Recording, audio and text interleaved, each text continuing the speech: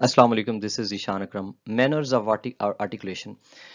इससे पहले हम लोग प्लेसेस ऑफ आर्टिकुलेशन की वीडियो बन चुकी है और वो मैं आप लोगों को यहाँ पे कॉर्नर में भी शो करा दूंगा और डिस्क्रिप्शन के अंदर भी मौजूद है और प्लेलिस्ट जो है फोनेटिक्स की उसके अंदर भी मौजूद होगी। सो मैनर्स ऑफ आर्टिकुलेशन थोड़ा सा मालूम कर लें कि प्लेसेस ऑफ आर्टिकुलेशन और मैनर ऑफ आर्टिकुलेशन में फिर फ़र्क क्या हुआ। प्लेसेस ऑफ आर्टिकुलेशन और बेसिकली हम उसमें ये डिस्कस करते हैं कि कोई भी साउंड प्रोड्यूस करते वक्त कौन से आर्टिकुलेटर्स, लिप्स हो गए, टंग हो गई, टीथ हो गए, वोकल कॉर्ड वगैरह वगैरह, कौन से वो जो आर्टिकुलेटर्स हैं कि वो आपस में जुड़ते हैं, किस शक्ल में जुड़ते हैं, किस शक्ल में जुड़ते नहीं बल्कि वो हम मैनर में पढ़ते हैं, कौन से आर्टिकुलेटर्स जुड़ते हैं तो साउंड प्रोड्यूस होता है। तो हम इसके जरिए फिर हम बाइलेबियल कहते हैं कि जो दो लिप्स मिलते हैं, और लेबिडेंटल कहते हैं कि टीथ और लिप मिलते हैं। सो वहां पे हम ये डिस्कस करते हैं। लेकिन जब हम बात बात करते हैं manner of articulation, so manner of articulation में हम लोग बुनियादी तौर पर डिस्कस ये करते हैं कि कैसे जो हमारी एयर स्ट्रीम है जो लंग्स से आ रही है फिर वोकल कॉर्ड से जाती है, तो वो कैसे किस अंदाज से उसको ऑब्स्ट्रक्ट किया जाता है, रोका जाता है। यानी कि कॉन्सोनेंट्स के अंदर आप लोग सब मालूम आप लोगों को मालूम है कि जो कॉन्सोनेंट्स होते हैं वो कहीं ना कहीं वोकल कॉर्ड के अंदर आप लोगों को सॉरी ओरल कैविटी के अंदर कहीं ना कहीं पे उनकी रुकावट होती है। जो आपकी एयर स्ट्रीम है, एयर फ्लो है, उसको कहीं ना कहीं रोका जाता है। अच्छा, फिर रोकने के अंदाज मुख्तलिफ हैं। किसी साउंड को बिल्कुल भरपूर रोका जाएगा, किसी साउंड को थोड़ा बहुत रोका जाएगा, किसी साउंड को जरा मुख्तलिफ अंदाज से रोका जाएगा। तो एक्चुअली जो मैनर ऑफ आर्टिकुलेशन है ना, वो यही है कि जो साउंड आ रहा है, जो एयर स्ट्रीम आ रही है साउंड बनकर, उसको आर्टिकुलेटर्स में, ओरल कैविटी में कैसे रोका जाता है, या फिर वो साउंड कैसे ट्रेवल करता है, जो एयर स्ट्रीम है वो कैसे ट्रेवल करती है, ये होता है मैनर ऑफ आर्टिकुलेशन। अब इसके अंदर हमारे पास एक नेजल आर्टिकुलेशन है और एक ओरल आर्टिकुलेशन है। चूंकि नेजल आर्टिकुलेशन में सिर्फ 3 साउंड है, म, न एंड साउंड जो है, और बाकी सारे के सारे हमारे ओरल जो आर्टिकुलेशन के अंदर आते हैं। तो आपको थोड़ा सा ये डायग्राम को समझना होगा। जो आपकी नेजल आर्टिकुलेशन है उसके अंदर फर्क ये आ रहा है, आपको देख रहे हैं कि यहाँ पे इसका जो पैसेज है ओरल आर्टिकुलेशन में, नेजल का पैसेज जो है वो कंप्लीटली ब्लॉक्ड है और सारी जो एयर स्ट्रीम है साउंड यहाँ से गुजर रहा है। जबकि नेजल आर्टिकुलेशन के अंदर दोनों स्ट्रीम्स ओपन है और आपका जो साउंड है वो नेजल से भी ट्रेवल हो सकता है और जो है ओरल कैविटी इसके अंदर से भी जो है वो ट्रेवल हो सकता है। So this was just an introduction कि what actually we do we mean by manners of articulation. कुछ बातें मैं ऑलरेडी बता चुका हूं और यही बात है कि how air stream is obstructed या मॉडिफाइड। ये वर्ड बहुत अच्छा है कि मॉडिफाई किया जाता है, यानी एयर स्ट्रीम जो आपकी आ रही है ना, क्योंकि जब आप इनहेल करते हैं, जब आपके लंग्स जो है प्रोड्यूस करते हैं एयर स्ट्रीम को, तो वो कैसे आपकी खास तौर पर ओरल जो है उसके अंदर कैसे उसको हम मॉडिफाई करते हैं, शेप करते हैं, ताकि मुख्तलिफ किस्म के साउंड्स निकले। याद रहे कि अगर इसके अंदर मॉडिफिकेशन ना हो, शेप ना करे हम साउंड को, तो साउंड तो फिर एक ही तरह का साउंड आएगा। तो मुख्तलिफ साउंड चूंकि प्रोड्यूस करने हैं, लिहाजा एयर जो है उसको डिफरेंट तरीकों से, डिफरेंट आर्टिकुलेटर्स के जरिए हम उसको ऑब्स्ट्रक्ट करते हैं। तो जनाब पढ़ते हैं सबसे पहले प्लॉसिव्स, या जिनको हम स्टॉप्स भी कहते हैं। सो प्लॉसिव और स्टॉप में होता क्या है? सबसे जो है प्लॉसिव्स, ये एक्सप्लोसिव के सेंस में भी आता है। क्यों? क्योंकि जब आप बोलने लगते हैं ना इन साउंड्स को, फ, ब, ट, ड, ख, ग, अब मैंने जब बोला, तो जब जब मैं इनको बोल रहा था, और मैं हमेशा कहता हूं कि फोनेटिक्स को जब आप लोग जब तक मेरे साथ बोलेंगे नहीं, प्रोटेक्ट प्रैक्टिस नहीं करेंगे, तो आप कभी याद नहीं रख सकेंगे। तो जब आप इन साउंड्स को प्रोड्यूस करते हैं ना, तो होता क्या है कि चाहे जो भी आप प्लेस ऑफ आर्टिकुलेशन इस्तेमाल कर रहे हैं, फॉर एग्जाम्पल जब बोलते हैं, तो हमारे दोनों लिप्स जो है ना वो एयर स्ट्रीम को मुकम्मल ब्लॉक कर देते हैं, स्टॉप कर देते हैं, इसीलिए उनको स्टॉप्स भी कहा जाता है। मुकम्मल एयर स्ट्रीम ब्लॉक होती है। और फिर क्या होता है? Sudden release of the sound. यानी सबसे पहले क्या होता है? एयर स्ट्रीम आपकी आती है। दूसरे नंबर पे क्या होता है? आपके आर्टिकुलेटर्स आपस में मिलके उस एयर स्ट्रीम को एक दफा ब्लॉक कर देते हैं। और फिर तीसरा स्टेप क्या होता है? Sudden release of the sound. और इसी वजह से उसको प्लॉसिव कहा गया है। ठीक है, तो ये आपके प्लॉसिव और जो है स्टॉप्स हैं। फिर आता है फ्रिकेटिव। अब फ्रिकेटिव में हम क्या करते हैं? एयर स्ट्रीम को मॉडिफाई कर रहे हैं। यहां पे जो ब्लॉकेज ऑफ एयर है ना, वो डिफरेंट किस्म का है। एक बात याद रहे, जो आपके वाउल साउंड्स हैं वहां पे आपका किसी किस्म का ब्लॉकेज नहीं होता, और आपकी जो एयर स्ट्रीम होती है वो फ्रीली आपके ओरल माउथ कैविटी के अंदर से निकल जाती है। लेकिन जो कॉन्सोनेंट्स हैं वहां पे हम जो एयर स्ट्रीम है उसको ब्लॉक करते हैं और उसको मॉडिफाई करते हैं मुख्तलिफ तरीकों से।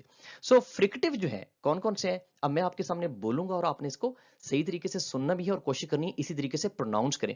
यानी हम लोग इसको फ व सा नहीं बोलेंगे, बल्कि जैसे एक्चुअली लेबोरेटरी के अंदर इनको बोला जा सकता है और जो टेस्ट किया जाता है हम वही बोलेंगे। अगर हम फ को बोलना चाहें तो यूं होगा,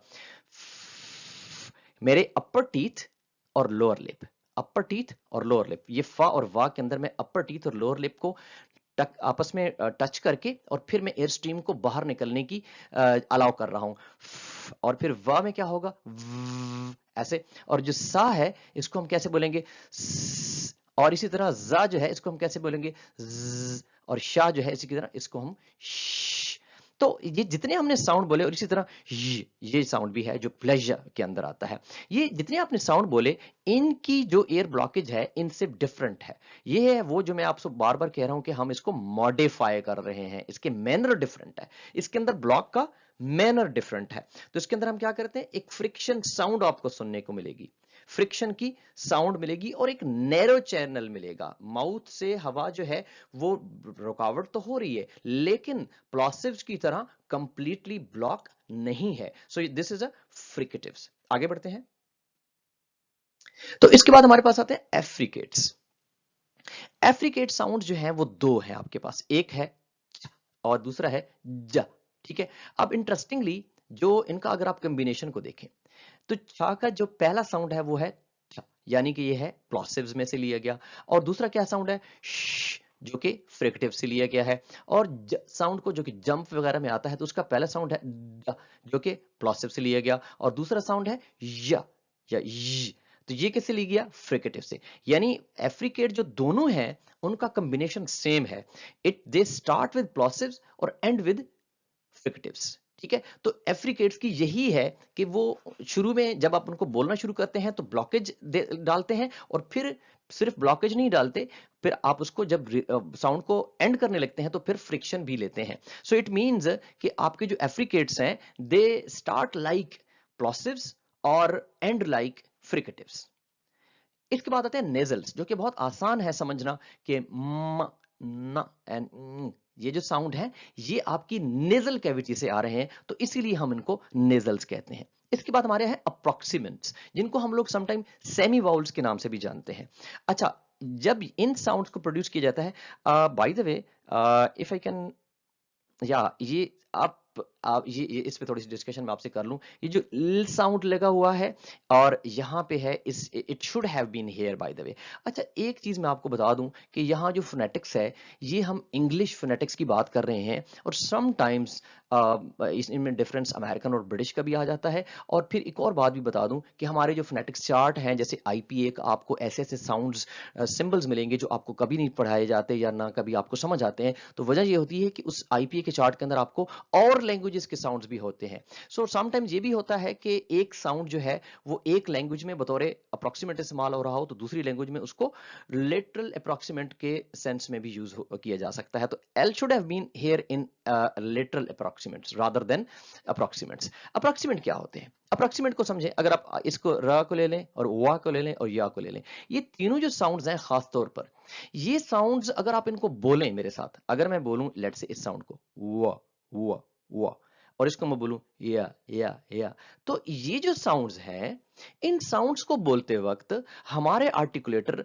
ना तो कंप्लीट ब्लॉक करते हैं प्लॉसिव्स की तरह, ना ही ये फ्रिक्टिव्स की तरह फ्रिक्शन पैदा करते हैं, ना ही ये नेजल्स की तरह नाक से आते हैं। तो इनके अंदर जो रुकावट है वो ना होने के बराबर है। यानी आर्टिकुलेटर्स आपस में तकरीबन करीब आते तो हैं, अगर हम वा की बात करें तो हमारे लिप्स करीब आते हैं लेकिन कंप्लीट ब्लॉक नहीं कर पाते, ना ही फ्रिक्शन होती है। सो एयर स्ट्रीम जो है वो तकरीबन वाउल्स की तरह है। जैसे मैं अगर ई साउंड पढ़ता हूं या ऊ पढ़ता हूं वाउल्स के अंदर, तो इसके अंदर भी वा वा और या, इन दोनों के अंदर भी हमारे आर्टिकुलेटर्स आपस में मीट नहीं कर पाते, इसीलिए इनको अप्रोक्सीमेंट, फ्रॉम अप्रोक्सीमेटली, या दूसरे लफ्जों में हम इनको सेमी वाउल्स भी कहते हैं, क्योंकि ये वाउल्स की तरह प्रोड्यूस होते हैं बट सेमी है, क्योंकि जब हम इनको इस्तेमाल में लाते हैं अपनी फोनोलॉजी के अंदर तो दे बिहेव लाइक कॉन्सोनेंट्स। ठीक हो गया, तो इसलिए हम इनको अप्रोक्सीमेंट्स कहते हैं। और लेटरल अप्रोक्सीमेंट है, उसकी भी एक डिफरेंट किस्म का ब्लॉकेज है। आप इसको बोले अब आपने क्या किया, आपकी tip of the tongue alveolar ridge के साथ टकरा रही है और साउंड जो है ना वो आपकी दोनों साइडों से आ रहा है, यानी दोनों जो साइड्स ऑफ द टंग है, राइट एंड लेफ्ट, इसकी तरफ से ब्लॉकेज जो है साउंड आ रहा है। तो अब आपने समझ लिया होगा कि मैनर ऑफ आर्टिकुलेशन में हम लोग बुनियादी तौर पर मैनर इसको कहते हैं कि जब हमारा जो साउंड है, जो हवा है, एयर स्ट्रीम है, जब लंग से आती है तो खास तौर पर जो हमारी ओरल कैविटी है, इस ओरल जो है एरिया के अंदर हम हवा को किस अंदाज से ब्लॉक करते हैं, चाहे क्या हम उसको फुल ब्लॉक करते हैं, पार्शियल ब्लॉक करते हैं, दोनों साइड से ब्लॉक करते हैं, कैसे ब्लॉक करते हैं, इसी को हम मैनर कहते हैं। अगर आपको वीडियो को बहुत अच्छा लगा, समझ आई, सब्सक्राइब जरूर करें, दूसरों तक शेयर करें। I am a new YouTuber और मेरा एक मिशन है कि मैं स्टूडेंट्स की जिंदगियों को आसान बनाना चाहता हूं। Thank you very much. Allah Hafiz.